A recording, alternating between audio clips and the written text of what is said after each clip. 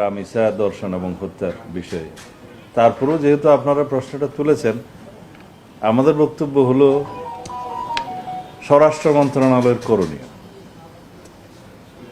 কিছু অপরাধ আছে, সেটা অপরাধ কমানোর জন্য প্রোঅ্যাক্টিভ কাজ করি আমরা। যেমন মাদক বিরোধী অভিযান চলছে, চাঁদাবাজি সন্ত্রাসী বিরোধী অভিযান চলছে। এটা হচ্ছে অনেকটা প্রোঅ্যাক্টিভ, যাতে এই অপরাধগুলো কম হয়। কিন্তু এই জাতীয় অপরাধগুলো, ধর্ষণ, হত্যা, এগুলো হচ্ছে সংগঠিত হওয়ার পরে পুলিশের যে অ্যাক্টিভিটিস, করণীয়, সে বিষয়ে আমি বলতে পারি। আমরা দায়িত্বে আসার পর এ পর্যন্ত যতগুলো হেনিয়াস ক্রাইম এই জাতীয় হয়েছে, আপনারা কি কেউ একটা ক্রাইমের ক্ষেত্রে বলতে পারবেন যে পুলিশ সর্বোচ্চ চেষ্টা করেনি এবং সংক্ষিপ্ত সময়ের ভিতরে তারা অ্যারেস্ট করতে পারেনি? একটাও নেই। আমার কাছে তালিকা সবগুলো আছে। যদি তার ব্যত্যয় কিছু হয়ে থাকে আপনারা প্রশ্ন তুলতে পারবেন। রামিসার ব্যাপারেও 24 ঘন্টার ভিতরে আসামি গ্রেফতার হয়েছে এবং তার রামিসার যে প্রধান আসামি দর্শক, তার নাম সম্ভবত সোহেল খান, তার স্ত্রী সহ তাদেরকে গ্রেপ্তার করা হয়েছে। 164 স্টেটমেন্ট দিয়েছে, জবানবন্দি দিয়েছে মূল আসামি। আমরা এইটুকু এসিউরেন্স দিতে পারি, আমাদের পক্ষ থেকে সংক্ষিপ্ত সময়ের ভিতরে সুষ্ঠু তদন্ত করে চার্জশিট দাখিল করা হবে। বিচারের দায়িত্ব আদালতের। বিচারহীনতার যে বিষয়টা সবাই সবসময় বলে থাকে, এটা সর্বক্ষেত্রে সঠিক নয়। কিছু কিছু ক্ষেত্রে বিচার বিলম্বিত হয়, সেই জন্য মানুষ মনে করে হয়তো বিচার পাবে না। কিন্তু এই জাতীয় ক্রাইমগুলো আমি ইন্টারিম গভর্নমেন্টের সময়ও দেখেছি। আমি তাদেরকে কৃতিত্ব দিতে চাই। সেই সময়েও এই জাতীয় কয়েকটা ঘটনা হলে হেনিয়াস ক্রাইমের সংক্ষিপ্ত সময়ের ভিতরে আইনি ব্যবস্থা, বিচারিক ব্যবস্থা তারা গ্রহণ করেছে। এই ক্ষেত্রেও আমি এইটুকু এসিউরেন্স দিতে পারি যে সম্ভাব্য সংক্ষিপ্ত সময়ের ভিতরে একটা দৃষ্টান্তমূলক বিচার সম্পন্ন হবে। সাজার কথা তো আমি বলতে পারবো না। অন্যান্য যে সমস্ত বিষয় এখানে আমি বলতে পারি, যেমন আমরা দায়িত্ব নেওয়ার পর তনু হত্যা মামলাটি সহ আরও কিছু মামলা আমরা লিস্টেড করেছি, যেগুলো অনেকটা দীর্ঘদিন যাবৎ বিচারিক প্রক্রিয়ার মধ্যে আনতে সক্ষম হয় নাই। সেগুলো আমরা অ্যাড্রেস করেছি। যেমন তনু হত্যা মামলার একজন আসামি আমরা অ্যারেস্ট করে তার সাথে ডিএনএ ম্যাচিং করার বিষয়টা এখন প্রক্রিয়ায়। আরও 2 জন আসামি আছে। ইতিমধ্যে আরও একজন আসামির শনাক্ত করা গেছে, যার রক্ত পাওয়া গেছে। ডিএনএ টেস্টে 3 জনের স্পার্ম পাওয়া গেছে খুব সম্ভবত। এগুলো মিলিয়ে দেখা হচ্ছে এবং আশা করি এটা ন্যায় বিচার প্রতিষ্ঠা করা যাবে। এছাড়া কুমিল্লা সংঘবদ্ধভাবে যে একটা ধর্ষণের ঘটনা হয়েছে, সব আসামিকে গ্রেফতার করা হয়েছে। তারপরে বগুড়ার তরুণী ধর্ষণের বিষয়ে আমরা সংক্ষিপ্ত সময়ের মধ্যেই এগুলো সব আসামিকে হাতে নাতে গ্রেফতার করা হয়েছে। কাপাসিয়ায় 5 খুনের ঘটনায় তাদেরকে গ্রেফতার করতে আমরা সক্ষম হয়েছি। ঢাকার মান্ডায় প্রবাসী হত্যাকাণ্ডের বিষয়েও এই হত্যাকাণ্ডে জড়িত থাকার অভিযোগে 2 জন নারীকে গ্রেফতার করা হয়েছে। এছাড়া বিভিন্ন সময়ে আমাদের যে অভিযান, চিরুনি অভিযান, সেটা ডিএমপির এখানে ঢাকা মেট্রোপলিটন পুলিশের মিরপুরে, তারপর অস্ত্র মাদক উদ্ধার অভিযান মোহাম্মদপুর ও শেরেবাংলা নগরে, তারপরে আমাদের মে মাসের প্রথম সপ্তাহে ঢাকার মোহাম্মদপুর, শেরেবাংলা নগর, আদাবর এলাকায় যে ব্লক রিট চলছে, সেটা আমরা এখানে সফলতা অর্জন করেছি। পেশাদার অনেক অপরাধীকে আমরা গ্রেফতার করতে সক্ষম হয়েছি এবং অনেকেই দীর্ঘদিন যাবৎ আইনের চোখে ধুলো দিয়ে যেভাবে পালিয়েছিল তাদেরকেও আমরা গ্রেফতার করতে সক্ষম হয়েছি। এখন যাত্রাবাড়ি থানাতেও একইভাবে আমরা অনেক ওয়ারেন্টভুক্ত আসামি ছিনতাইকারী, তাদেরকে প্রায় 41 জন আমরা গত কয়েকদিন মে মাসের 18 এবং 19 তারিখে আমরা গ্রেফতার করতে সক্ষম হয়েছি। এইভাবে তেজগাঁতে 63 জন, ঢাকার বাইরে চট্টগ্রাম, কক্সবাজারের বিভিন্ন জায়গায় আমরা উল্লেখ করার মতো কিছু সফলতা বলতে পারি। যেমন বিচার প্রক্রিয়ার মধ্য দিয়ে গতকালকে সম্ভবত কক্সবাজার আমার নির্বাচনী এলাকা দুলাজারাতে একজন সেনাবাহিনীর ক্যাপ্টেনকে যে নির্মমভাবে হত্যা করা হয়েছিল তার বিচার সম্পন্ন হয়েছে। সম্ভবত 4 জন কি 5 জনের মৃত্যুদণ্ড হয়েছে ফাঁসির, তারপরে যাবজ্জীবন আছে, বিভিন্ন মেয়াদের সাজা আছে। এছাড়া উখিয়া টেকনাফেও র্যাব 15 অভিযান চালিয়ে বিভিন্ন মামলায় পলাতক দীর্ঘদিনের আসামি অনেককেই গ্রেফতার করেছে। আর বলা যায় আইনশৃঙ্খলা এটা সমুন্নত রাখার জন্য দেশের জননিরাপত্তা এবং জনপ্রত্যাশা অনুযায়ী শান্তি নিশ্চিত করার জন্য যা যা কিছু করার দরকার আমরা করার চেষ্টা করছি।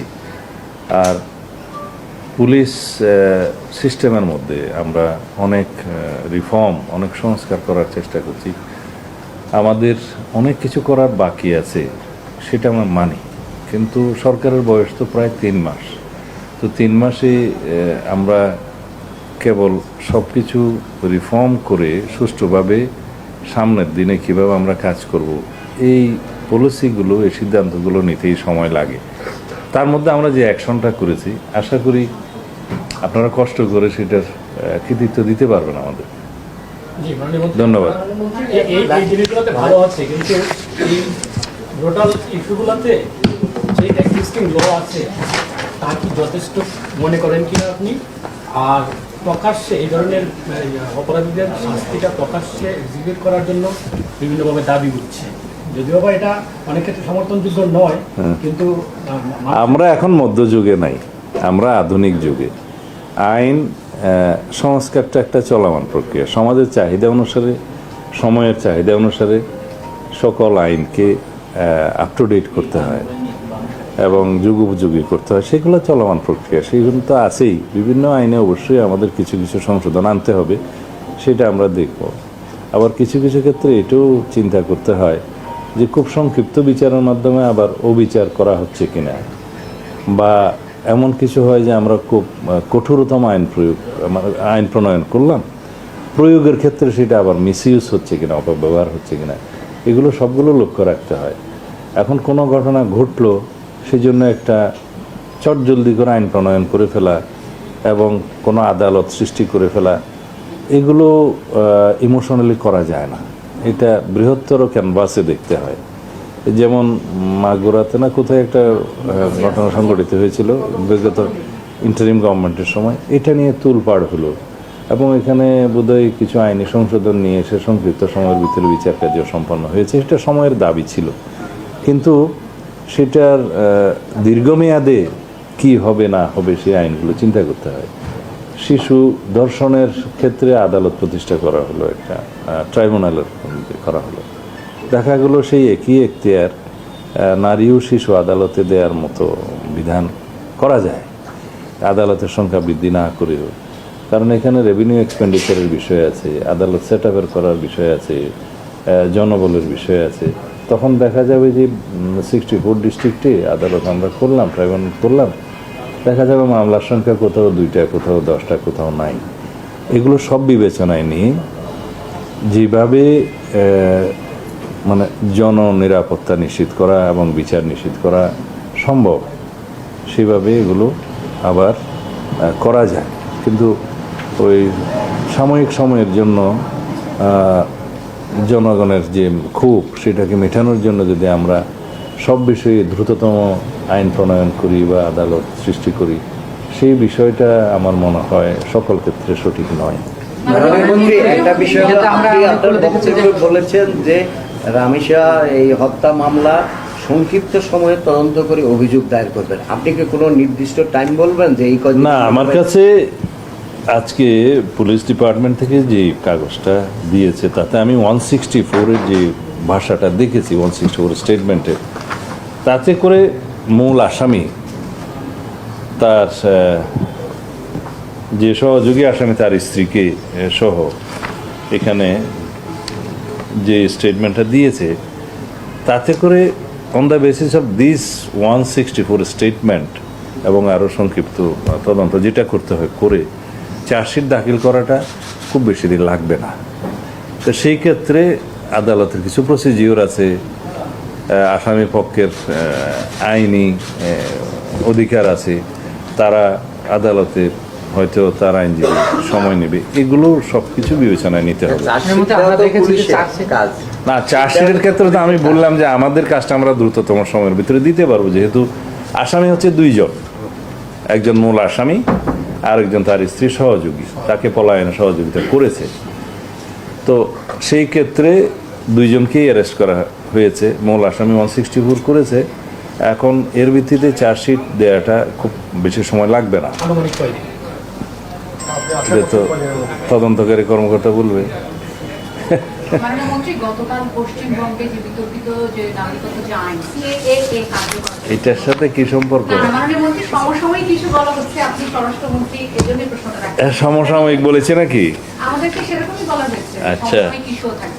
একটু যদি প্রশ্নটা নেন যে, এবং গতকালকে পশ্চিমবঙ্গের নতুন যে মুখ্যমন্ত্রী উনি বলেছেন 2024-এর 31 ডিসেম্বরের মধ্যে যারা এসেছেন তাদেরকে একটা পুশব্যাক করার কথা আবার তিনি বলেছেন দায়িত্ব নেওয়ার পরে, এবং গতকালকে আবার বলেছেন যখন সিএএ কার্যকর হয়েছে।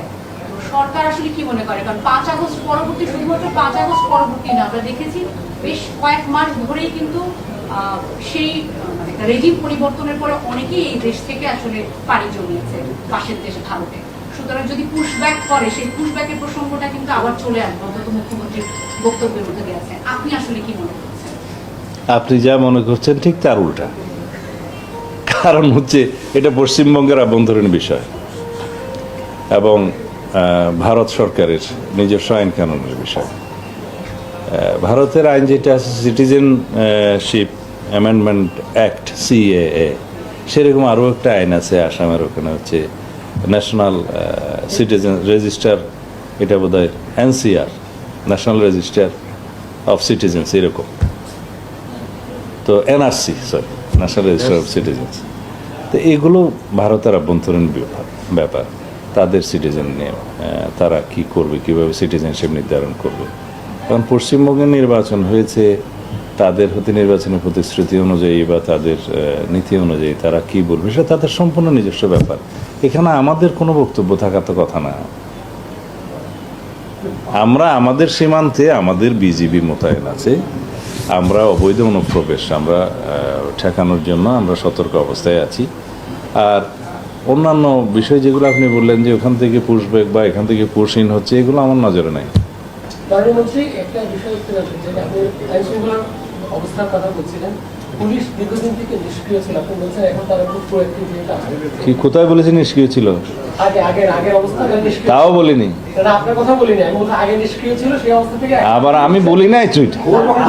প্রোঅ্যাক্টিভ কাজ করছে, আগের কথা বলছি না, প্রোঅ্যাক্টিভ মতলব আমি বলি কোনো একটা ঘটনা ঘটে যাওয়ার পরে পুলিশের একটা দায়িত্ব থাকে তারা পালন করে আইন অনুযায়ী, কিন্তু প্রোঅ্যাক্টিভ কাজটা হচ্ছে যাতে ঘটনা সংঘটিত না হতে পারে সেই জন্য প্রিকশনারি মেজার্স সেরকম বিষয় আছে। যেমন মাদক দ্রব্যের বিষয়ে মাদক উদ্ধার এবং মাদক চোরাচালানি বা মাদক ব্যবসায়ীদের আমরা গ্রেফতার করছি, আমাদের একটা ইনফরমেশনের ভিত্তিতে, ইন্টেলিজেন্স সাপোর্টের ভিত্তিতে করি। এগুলো হচ্ছে প্রোঅ্যাক্টিভ, যাতে অপরাধ সংগঠন না হতে পারে। রিঅ্যাক্টিভ হচ্ছে ঘটনা হয়ে যাওয়ার পরে যেটা সেটার সাথে আমার একটু প্রশ্ন ছিল, যে আমরা সাম্প্রতিকভাবে বেশ কয়েকটা সোশ্যাল মিডিয়া বা বিভিন্নভাবে শুনছি এবং কয়েকটা পত্রিকায় এসেছে যে বাংলাদেশে অনেকে আবার ফিরে আসতে চান। এই অবস্থায় বিভিন্ন জায়গায় আমরা দেখছি যে বিভিন্ন সঙ্গীতা মিছিল হচ্ছে, পরিস্থিতি বিভিন্ন জায়গায় কিন্তু কিছুটা অবনতি হচ্ছে। এই জায়গাটা কে ফিরে আসতে চান? এর আগে যিনি চলে গেছেন বাংলাদেশ থেকে, কে নাম বলেন? এর আগে যে প্রধানমন্ত্রী শেখ হাসিনা ছিল, হ্যাঁ, তার বিভিন্ন মাধ্যমে সে বক্তব্যগুলো কিন্তু বিভিন্ন মিডিয়ায় কিন্তু উঠে আসছে। এইভাবে প্রশ্ন না করে আগে সেটা কি আপনারা এই বিভিন্ন মিডিয়াগুলো যে এটাকে কাভারেজ দিচ্ছে, একই সাথে বিভিন্ন জায়গায় যে চটিকা মিছিল হচ্ছে এবং তার ফিরে আসার যে কার্যক্রমগুলো সেগুলো আপনারা অবজার্ভ করছেন? কে ফিরে আসার কার্যক্রম? আমরা তো তাকে ফেরত চাই, আইনিভাবে চাই। পররাষ্ট্র মন্ত্রণালয়ের মাধ্যমে আমরা অনুরোধ করেছি, এক্সট্রাডিশন চুক্তি অনুসারে অনুরোধ করেছি, আমরা শেখ হাসিনাকে ফেরত চাই এবং আমরা চাই তিনি মামলার ফেস করব। তো এখন যদি কেউ বলে আসতে চায়, আমরা তো তাকে চাচ্ছি ফেরত। মাননীয় মন্ত্রী, আমার প্রশ্নটা যেটা ছিল, আমরা জানি যে কোনো সাজাপ্রাপ্ত আসামির বক্তব্য গণমাধ্যমে প্রচারের ক্ষেত্রে একটি বিধিনিষেধ আছে। আমি যতটুকু জানি তারেক রহমানের বেলায় কোনো গণমাধ্যম তার বক্তব্য এভাবে প্রচার করতে পারেনি। এখন আমরা রিসেন্টলি দেখছি যে শেখ হাসিনা যখন কোনো বিবৃতি দেয় সেটা গণমাধ্যম খুব সুন্দরভাবে প্রচার করে। এটাকে কোনো বিদেশিকে তুলে নেওয়া হয়েছে কিনা, অথবা এটার আইনটা কি? এরকম বিধিনিষেধ আছে বলে আমার জানা নেই। এখন যদি কোনো গণমাধ্যম কোনো বক্তব্য প্রচার করে থাকে, আদালতের যদি কোনো নিষেধাজ্ঞা না থাকে সেই ব্যক্তির বক্তব্য প্রচারের, সেই ক্ষেত্রে পারে। কারণ আদালতের নিষেধাজ্ঞা আছে কিনা আমি সে জানি আছে। আমরা দেখেছি যে এরকম আমাদের আদালতের নিষেধাজ্ঞা থাকলে সেটা গণমাধ্যমের ফলো করা উচিত।